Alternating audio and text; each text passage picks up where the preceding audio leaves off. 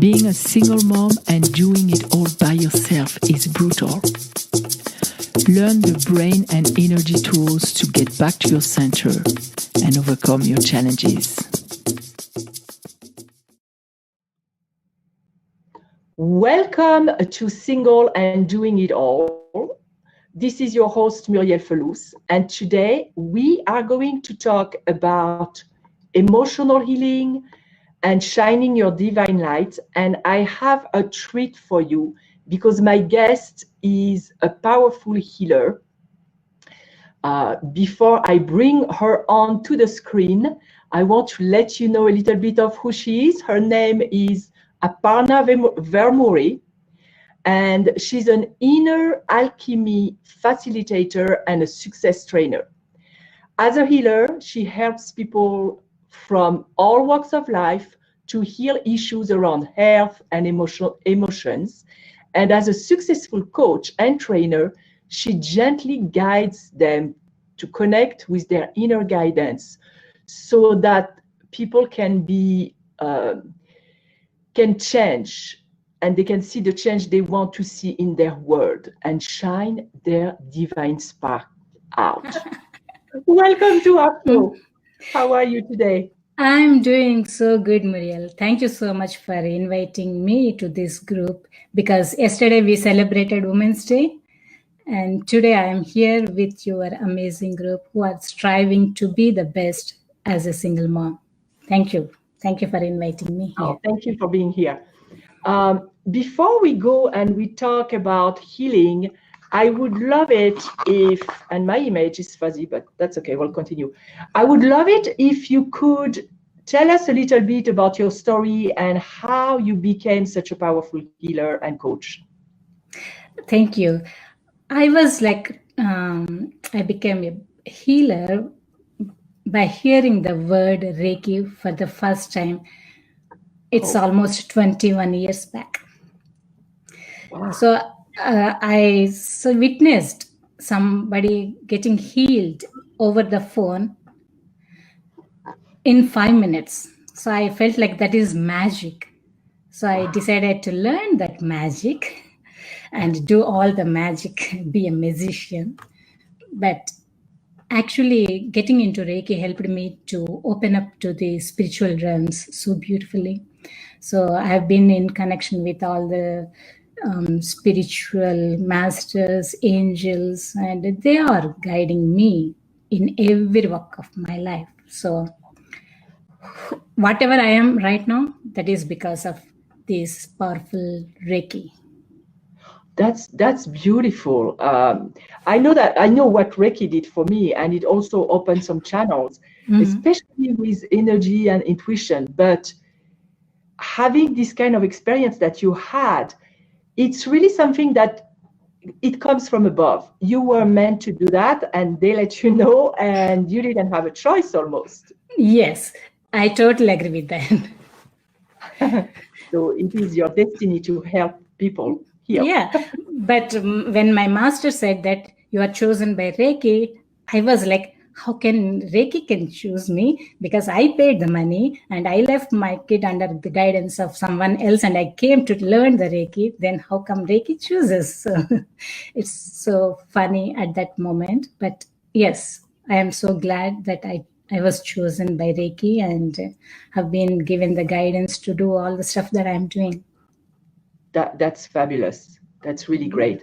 Yeah. And as far as the coaching side, what made you decide to start coaching as well? Because you can do energy healing without coaching. I sometimes have clients that just want energy. Yes. So what happened was when I was doing the healing to one of my clients, suddenly she said, like, you are the best coach. I didn't realize that I've been coaching her. I thought I'm doing the healing, but I never thought that I'm doing the coaching too. Then I thought, oh, this is very amazing. Maybe I need to explore my coaching skills if I am fit to be a coach. So I learned and get certified as a coach. Then she said, like, you are the best therapist. I thought, wow, this is another title I have. So that's how my coaching also started. So once I get into the I mean, once I got the skills of coaching, I thought maybe I should combine both healing and coaching so that it is really helpful for my clients to get into the best they can. Yes, I so agree because that's what I do too. Mhm. So I define myself more as a coach than a healer, but I always infuse healing in my coaching. Yeah, that's the advantage of having a healing as a background. And so that, see, what happens is if you coach without any healing, they may not get the essence because they may be carrying a lot of emotions behind, which they may not be conscious of it. So, as a healer, you can work on their subconscious mind and clear the stuff. So that's the added advantage being a And do healer. you find that when you're coaching, sometimes because you're kind of channeling at the same time, you get some stuff and you don't even know after fact what you said because it's almost was like it wasn't you. That happens, that it really happens for me, especially when I do the group calls, because I do a healing relationship class where I go into the past life and I do the stuff. Sometimes I don't remember what I'm saying. So when I always advise my clients like, okay, whatever I said, don't ask me the questions unless you give me the gist of what I said. I cannot connect what I told then. So it's, yeah, I totally agree with that. You will be in Yes, a different realm when you do the healing. it is. It is Yes. because even with tapping, for me, I don't script my tapping. I just let it come, and sometimes the exact image come for this exact person. Mhm. But when that happens, I love seeing the transformation. Yes, that's true. I know I said we would probably talk a lot about self-love, but you just said something that rang to my ear because you talked about past lives, and I think that would be. I would love to know. You're talking about past life and relationships. Do you believe that our kids, the relationship with our children, can also be influenced with past life? And also, I have my opinion about that, but I want yours. Influenced by past lives, and that we can somehow either reproduce the same kind of uh, mistakes that we made in that life or correct it in this life. That's a very interesting question for me because I have seen both ways. Like kids are influenced from their actions in the past life too. But if you have some connection with your parents in this life that has the root from the past life, you as a unit, the parents and kids together experience they need to learn the lessons that they need to learn. Otherwise, they cannot get over that and move to the next level. So definitely they have. It doesn't matter if they're kids or parents; they all have past life connections. That's why we are born to a particular unit of family where we all agree to learn our lessons together and move on to the next level. So our journey, our life is like a grade. So each grade, to pass the grade, you need to learn the certain lessons. Once you learn the lessons, go to the next grade. Similarly in Yeah. our life too. And that's funny because when you take the test for the lesson, if you don't pass it, it becomes a harder and harder test every time. Yes. It will be And like a blow on your face oh, and asking you to pay attention to learn the lesson. Then only you can move on to the next one. yes. And actually, you said something because in one of the previous episodes, I talked about fear regarding our kids, and I personally had a fear of my kids dying.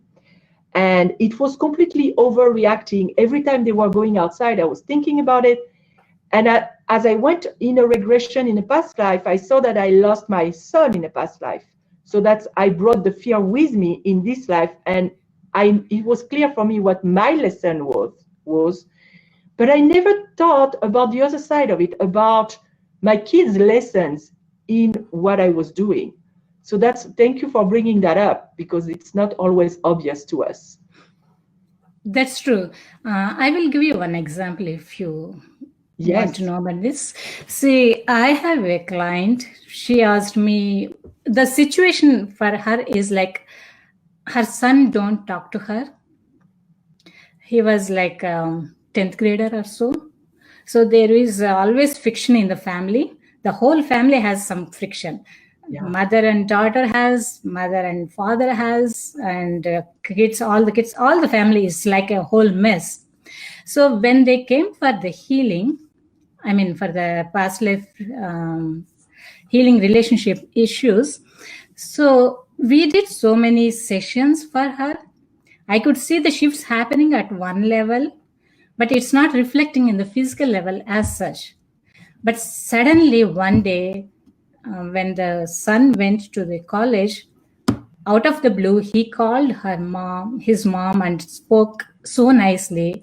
That's when she felt like, oh my God, is it my son who called me and spoke with me? I never thought that it's going to happen in this lifetime. This definitely happens if you allow the things to happen. Because we already saw that seed in the past. That seed we need to look into and clear the issues around. Yes.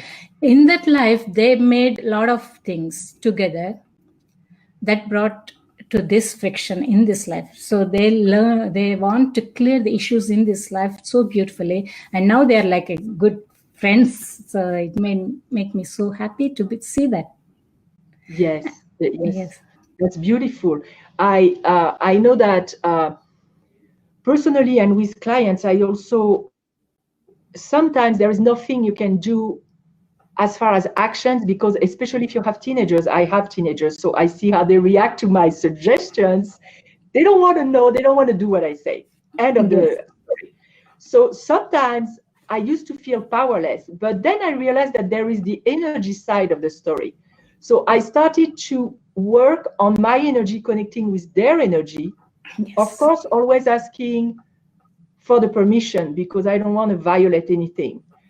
But just doing that and tapping at the same time while sending love to my son, for example, changed the way he responded to me in real life.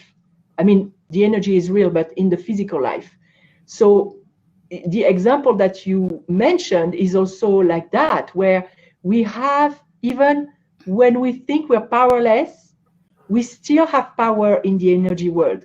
And when we do things just to heal, without even expecting a certain outcome, because sometimes it may not come, I don't know, it depends on them, it's still power. What do you think is the first step? And before I ask you this question, I just want to acknowledge Lakshmi said it's so nice to be here, so it's nice to have you. And the thing I wanted to ask was, for somebody who has never done anything with energy, what would you tell them to do to start making their relationship with their children, for example, smoother? Like maybe an energy practice that is very simple, or something simple that they can do regularly to start clearing all that energy and all that past maybe that they're dragging with them. Okay, the simple thing I would suggest to anybody who doesn't have any connection with that or any understanding of energy work is very simple. First, you need to know that you have something going on at emotional level. Once you realize and define or name the emotion, here I'm going to give you a simple but effective tip. Yes. Name the emotion. Just write the name, say it as anger or frustration, whatever it is. So write each letter separately and then close your eyes for a couple of seconds and then start writing whatever comes first in your head when you think of the first letter. For example, let's say it's anger. Okay, ANGR. So when you think of A, what is the first word that strikes in your head? Let's say anti. So just put anti. N, naughty. G, great. E, emotion. R, rage. Now look, what are the negative words you have? Wow. Then do another round. If you think you keep on repeating the same negative thing again and again, give a break. Go out for a walk or do something else and come back and again do the stuff again. Like look at ANGR. This time, see what else comes to you. Do this till you get all the positive words. And before you do this, rate your intensity level. And after this, rate the intensity level. You will be surprised to see how the energy shifts for you. Wow, that's Yes. I've never heard that anywhere, and that's amazing. It's really a great tool because stuff can come from your subconscious mind that we didn't even know we had. Yes, it's really amazing. Only thing is you need to name your emotion rightly. Yes. It's like whether it's a rage, anger, frustration, anything. Pick anything and start writing. And when people, because sometimes people are not exactly sure about the emotion that they feel. I know I coach women, but sometimes I have men too. And not to make a generalization, but sometimes it's harder for them to know exactly what they feel because they're not trained. They've been trained to boys don't cry, boys don't do this and do that. So they're not really connected. What do you do if somebody is not sure about what he or she feels? Then I would suggest them to go and look into the mirror, look into the eyes, and say, I love you, whoever you are, Oh, yeah. however you are, whatever you are. Mirror affirmations are so powerful. Yes. So now we can talk about my favorite subject, self-love. Yes, of course. To send yourself some love and to also become aware of what's coming in your mind when you say I love you, because at the beginning you will have all that craziness, nonsense that comes. I cannot love myself because I'm overweight, or I cannot love myself for whatever reason, and it's really mirroring, for lack of a better explanation, what you feel about yourself. Talking about self-love, what is your definition of self-love? Because many people are not really aware of what of their definition, how to love themselves, what it means for them. So self-love, because people often get confused with self-love and self-care. Mm-hmm. They think that, okay, I'm taking massage, I'm doing good. That's a self-care. You might say that I'm going out for a walk and I'm maintaining my healthy body. That's self-care. But self-love is simply accepting the whole of you with all your negativity, with all your vulnerabilities, with all your negative thing, whatever it is. So you have to accept the whole of you, whether it's a beauty or ugly, whether it is perfect or imperfect, whether it's a liar or a cheater, or if it is a perfect person, whatever it is, you need to accept the whole of you. Unless you accept the whole of who you are, see, you have a saying like, unless you have something, you cannot donate anything to people, right? So unless you have love within yourself, how can you share it with others? Yes. If you're not full of it, you have nothing to give. And you can do self-care in the name of self-love because you love yourself, so you go and do those things for yourself. But it starts with radical self-acceptance, I would say. Yeah, you have to completely accept who you are. Then you can do all this with love rather than maintaining the social norms or social whatever it is. So unless it comes from within, you cannot really enjoy what you are doing. So one practice of self-love that you do in your life, what do you do on a regular basis to love and accept yourself? I meditate. Yes. I love meditation because that's where I really feel the love within me, because we all are made in the image of God. So God resides within us. So that is love. So you have to connect with that.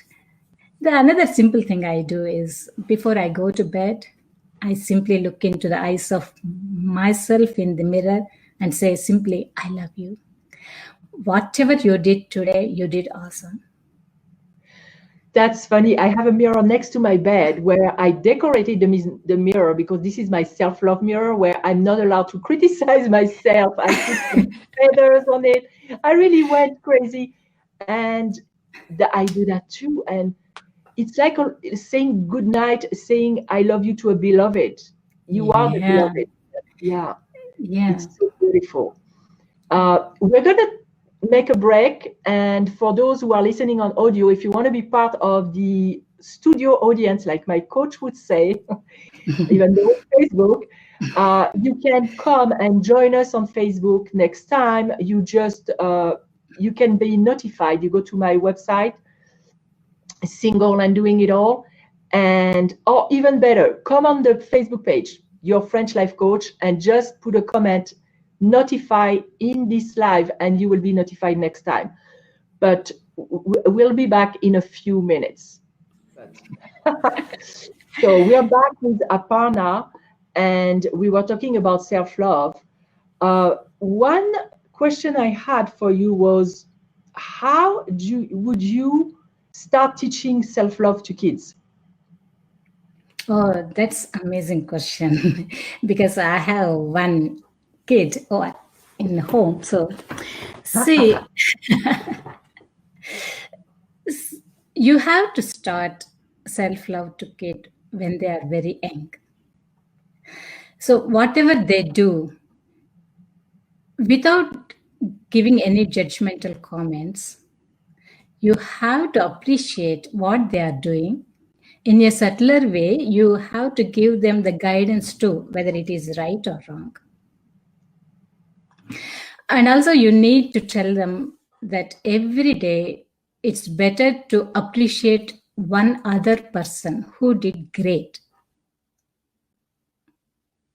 Yeah, without giving any, no judgments, whatever. No judgments. No Yes. judgment. And I know it's easier said than done sometimes when you're in the midst of what's going on. Yeah, and I teach them to appreciate other people, especially their own peer, because unless they start appreciating the other person, they may not be able to like divide off the jealousy. So if their friends are like doing really good in at school or having some extra money than what they can have, that's when they can feel jealousy. So you need to teach them that it's okay to have extra money, but whatever you have is good enough to enjoy your own life and to some extent share also. Even if you don't have anything in your hand, just go there and be there for someone else. Yes. So if you keep on teaching these things at a very early age, they start having self-love because it helps them to build their self-esteem. Yes. So they can have that self-love. Especially when you give, because when you give, sometimes the pleasure, the reward of giving is bigger for the person that gives than the person that receives. Of course. And being aware of that, it will develop the generosity in you as well. And it's so important. And by the way, I want to acknowledge you for your generosity because I know you referred the client to me and we hadn't even met.